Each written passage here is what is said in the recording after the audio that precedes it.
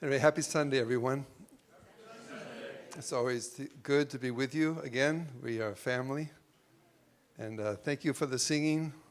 The song today was really nice. Did you feel love this morning when you woke up? Yeah.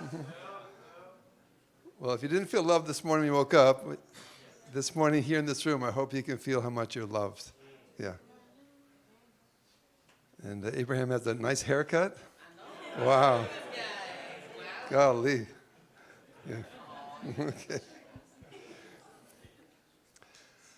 All right. Do you remember the topic of last Sunday? Anyone remember last Sunday's topic?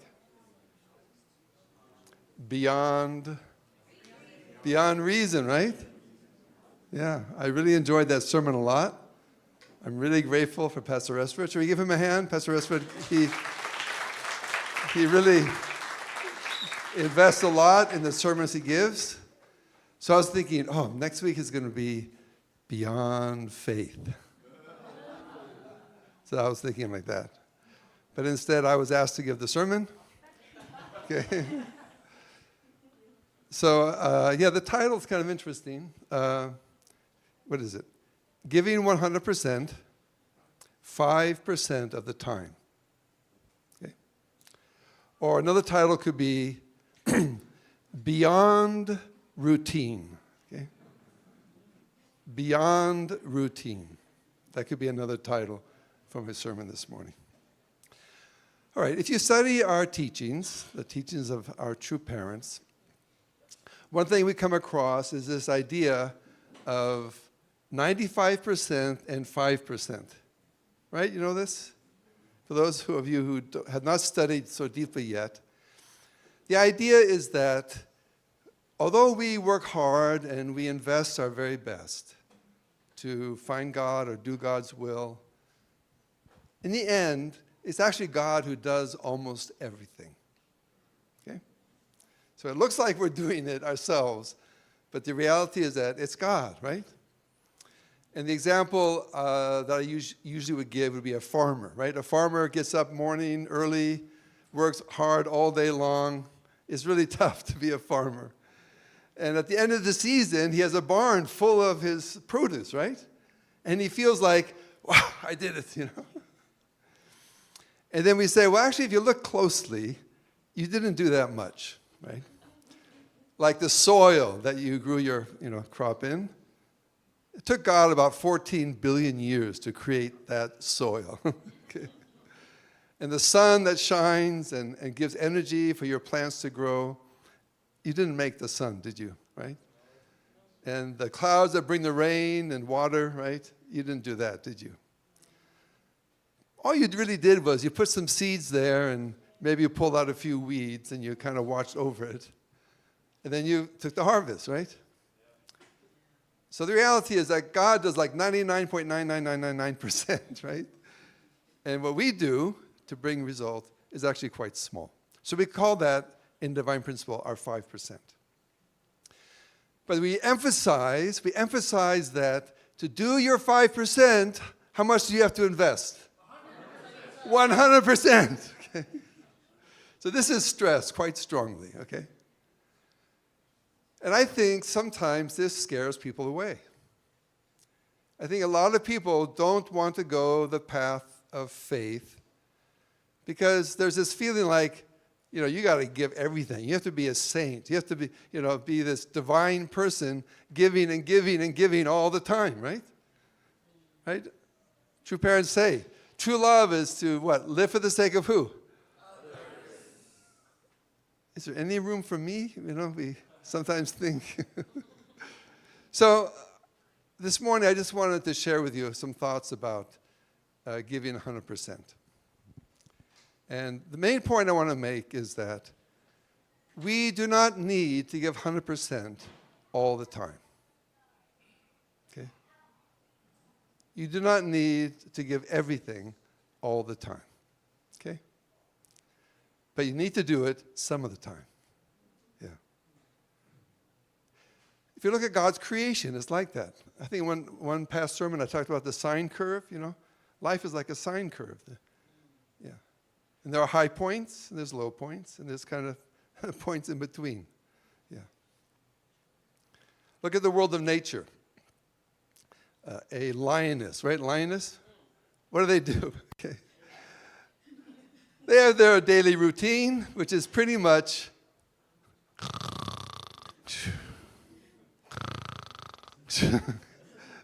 they sleep about 22 hours a day. They get up to get some water.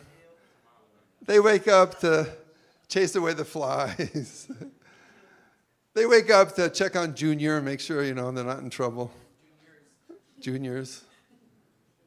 But pretty much they sleep the whole day. Except, right, there's a time when they get up and they pour out everything to go and hunt and catch the prey and eat as much as they can, right? So at that time, they pour out everything, 100% of their being, right? Think about fireflies, right? They begin as a little egg and a worm, and then they become a flying thing, So their life is nothing special. But for a couple days, they give their all. They're flashing the light, and they're trying to find their mate, right? And at that time, they give their all. Yeah. So in creation, a lot of creation is like that. How often does a bear mate? Or a penguin, Once a year. Hey, brothers, would you be happy with that? Once a year. Yeah. Okay. So if you look at God's creation, a lot of God's creation is like that. Things go along, they go along, but at certain points, they peak. They're like 100% is invested. Everything is given in that particular moment. Yeah. So I guess the point I want to make here is that you don't want your life to be a flat line. A flat line, you got the heartbeat, boom, boom, boom, boom, boom, boom, and then it goes flat. What does that mean? You are dead. Okay? So spiritually speaking, I guess the main thing I wanted to share this morning and have all of us think about is, when is the last time I really gave my all? That's what I want us to kind of reflect on. So, and the point is, you don't need to give your all the time, right? Like right now, you're just sitting, right? You're sitting and listening to a sermon, okay? And there are different ways we can give our all, There are some who gave their all and changed human history, right? For us, one famous person is Jacob. In the Bible, God was trying to prepare a foundation of goodness in order to work, in order to send the Messiah. It took, as our true mother often emphasizes, it took 4,000 years for God to do that. How painful and difficult that was. But one person who really helped God a lot was Jacob, right? And we have the story of Adam and Eve, where Cain murders Abel. We have the story of Noah and the failure of the sons, Noah's 3 sons. And then we have the story of Abraham and his grandson Jacob. And I won't go into the whole story, but Jacob is a remarkable person. And he works his whole life. He endures through a lot of hardship, 21 years, under his uncle, who treats him very badly. But then the moment comes where he has to decide, am I going to go the way God wants me to go, which was to go back to his older brother, who was waiting to kill him, right? Or go his own way and enjoy his wealth. And he decides to go back to his brother. And on the way to meet his brother, he is confronted by an angel of God who is blocking his way. And he fights with this angel all through the night, right? Who's wrestled before? Anyone in your high school? You did some wrestling? How long does it take before you're totally wiped out? It is quick. Yeah. It's just a few minutes, and the two of you are at each other, and it takes everything. So Jacob invests himself like that all through the night. And he doesn't give up. And even when the angel strikes him in the hollow of his thigh, that's between the legs, right? That's where your special organ is. And even though his thigh was knocked out of joint, he gave everything. Even then, he did not give up. And he told the angel, I will never give up until you bless me. And the angel was shocked, and the angel says, you will be blessed. Your name from now on will be Israel, right? Yeah. And then Jacob would go on to win over the heart of his brother, give his wealth to his brother, and would start a whole new history which would lead up to the birth of Jesus about 2,000 years later. Okay? So, yeah, some moments of giving our very best is like someone like Jacob, right? But not all of us are a central person in God's providence, right? But still, all of us, wherever we're at, whatever our capabilities are, that's not important. What is important is that God would like to see us at certain moments in our life give our very best. Not 50%, not 80%, but at certain moments of our life to invest our whole heart, right? I think this is really important for our spiritual lives, okay? If you try to exercise, right? You can walk, like walking is good, right? But walking just by itself doesn't really do it, okay? What do they suggest these days? Fast walking, yeah. Even just for a few minutes, but just for a few minutes and you walk very quickly so your heart begins to beat, right? And that's what makes the difference in your health. That's what gives your heart strength. It enables your body to absorb more oxygen. It will help prevent, heart-type diseases from coming. Yeah, they've done these studies where, yeah, you can go along pretty evenly most of the time, but you need every once in a while to exert your whole effort physically. Otherwise, your body is going to get sick. Okay? So I believe our spirit is the same. And it might mean for some people, my wife is not here today. She asked me to apologize.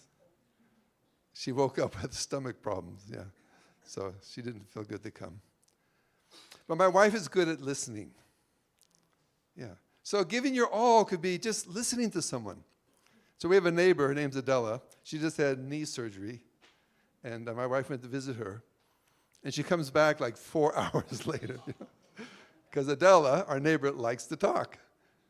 She has lots of things, complaints and concerns about her kids, her grandkids, her great-grandkids, and everything. But my wife listens to her, So in that way, my wife gives her very best to really try to just listen to this person. So it could be listening. It could be supporting someone, giving your all to support someone. It doesn't mean you have to necessarily be at the head point to give your 100%. Sometimes in small ways. Maybe you invest your whole heart into a letter you're writing to your son or your daughter or your parents or your mom or your dad. Okay?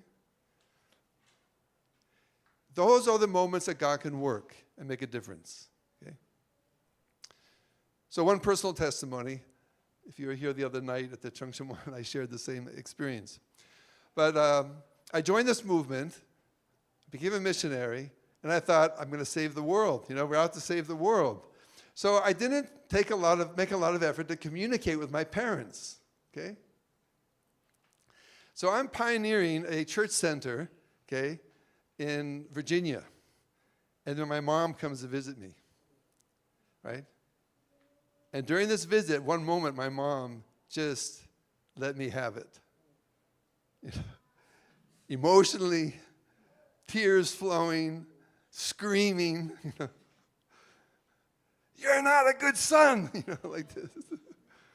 Why don't you ever, contact me, And so her intensity, giving 100%, it really penetrated my heart. And from that day, I changed. And from then on, at least once a month, I wrote my mom a letter or I called her. Yeah. So I realized, looking back, Yeah, my mom gave her 100% trying to, reach out to her son, right? Yeah, so this is really important. All right, so to wrap this up, now we're in a difficult time in God's providence, and God is looking for us to find ways to give our very best. And one way to do that is in prayer, is to pray with all your heart, with all your body, with all your whole being. And that's why Holy Mother Han, she came and she designated this place as a holy place. This is actually a training center. And in the room next door, which was their bedroom, she designated that as a prayer room. And she encouraged us to pray there and to pray with all of our heart and mind, our whole being. Yeah. And I think this is one way that we can give our utmost. So that's why I want to encourage you. They're holding prayer vigils here 5 nights a week and 5 mornings. And even just one day a week if you can. If you can't do 1 day a week, come here 1 day a month. But come and really give your whole heart. Give everything. Yeah. And Satan will always try to block you from giving your best. Satan will put into your mind things like, you're critical of this, or you want to be critical of this point or that point, or, But please don't let those things touch you, and just give your whole heart. And I really believe we can change the world if we're united and we give our best. In science, I liked science when I was young. If you exert 100 newtons of force, okay, so you don't know what that means. So let's say I have a piece of glass, 1 meter square, okay? Like a tabletop glass, right? And I put that glass on a card table, and with my 2 palms on that glass, I press down. Not super hard, just I press down, okay? That's about 100 newtons of force, and that translates as 100 pascals of pressure. Okay? 100 points of pressure, okay? Got that? Right. So that means you're pressing down to spread over 1 square meter, right? Everyone got it? Yeah. Okay.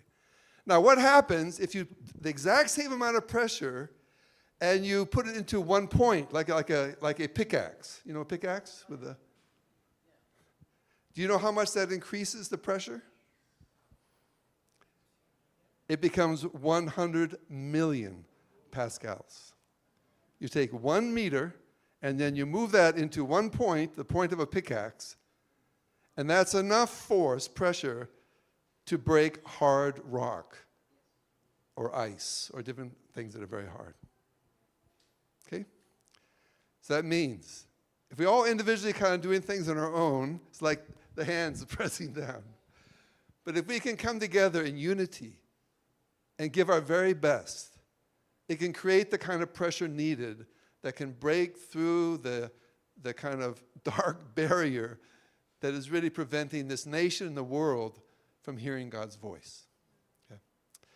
So thank you so much. Please think about your life. Think about the last time you gave 100%, and then maybe think of ways you can maybe do more. Thank you very much.